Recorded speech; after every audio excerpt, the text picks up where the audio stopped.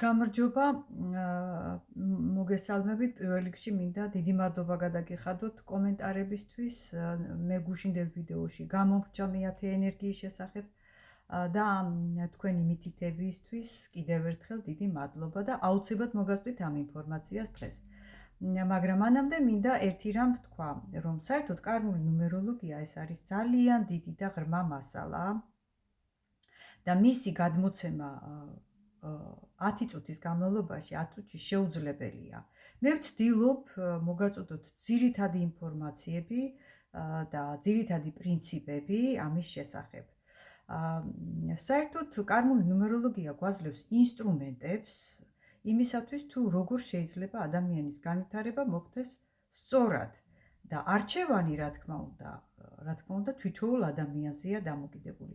აი მე კომენტარებში მქონდა ასეთი შემთხვევა, რომ ერთი მწერდა, რომ მეხუთე ენერგია მაქვსო ფულის ქიმზე, მაგრამ თქვენს მიერ ჩამოთვლილი პროფესიიდან არც ეც არ ვფლობო, ეს რას ნიშნავს, რომ ესე იგი მე ფულს ვერ ვიშოვიო.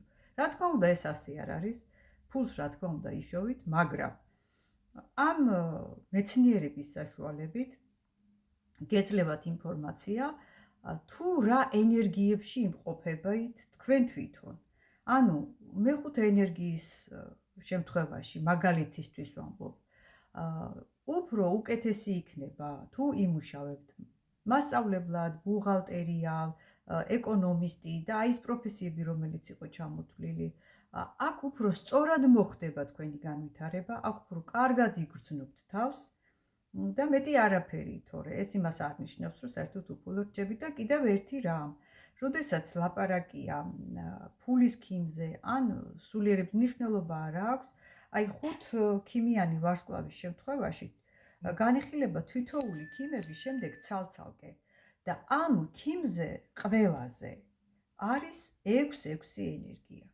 აი მხოლოდ და მხოლოდ ამ 6 ენერგიის ერთობლივად დადებით ენერგიებში მუშაობის შემთხვევაში მოხდება ამა თუ იმ სფეროს სწორი განვითარება. აქ რა თქმა უნდა ერთი ენერგიით არავითარ შემთხვევაში არ შეიძლება საუბარი. აქედან გამომდინარე, კიდევ ერთხელ ვიტყვი, რომ კარმული ნუმეროლოგია იძლევა ინსტრუმენტებს, რომლის საშუალებითაც ადამიანი თავის არჩევანს აკეთებს განვითარებისთვის. ეს არჩევანი უკვე თითოეულ ადამიანზეა დამოკიდებული. ახლა რაც შეეხება მეათე ენერგიას. აქაც ვიტყვი, რომ კარმული ნუმეროლოგიის მიხედვით, როდესაც ფულის ქიმზე მეათე ენერგია ჩნდება, მაშინ ამბობენ, რომ ეს ადამიანი დაბადებულია პოტენციურ მილიონერად. თუ ის ისწავლის ნდობას უმაღლესი ძალების მიმართ, ნდობას ადამიანების მიმართ და სწორად აირჩევს პროფესიებს. რაც უფრო მეტად გააკონტროლებთ, ანუ მეათე ენერგიის მქონე ადამიანი, რაც უფრო მეტად გააკონტროლებენ ადამიანებს, რაც უფრო მეტად უნდობლობას გამოაცხადებენ ადამიანების მიმართ, უმაღლესი ძალების მიმართ, მით უფრო ნაკლებად მოხდება მათთან ფულის შემოდინება.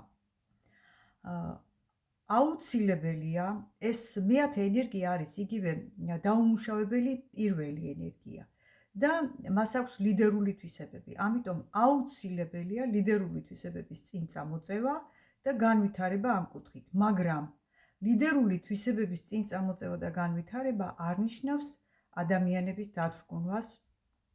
ანუ ლიდერული თვისებების განვითარება უნდა მოხდეს სწორად, დადებითი მიმართულებით, დადებით ენერგიებში და არა პირიქით უარყოფით. ანუ თუ მოხდება ადამიანების ზედმეტი კონტროლი და ამით დათრგუნვა, რა თქმა უნდა მიდიხართ მინუსში და ამ შემთხვევაში 10-იანი, ანუ ფორტუნას ბორბალი, რასაც მას კარმულ ნუმეროლოგიაში ეწოდება, იწყებს პირიქით მუშაობას და ფულს კი არ მოიტანს პირიქით დაკარგავთ.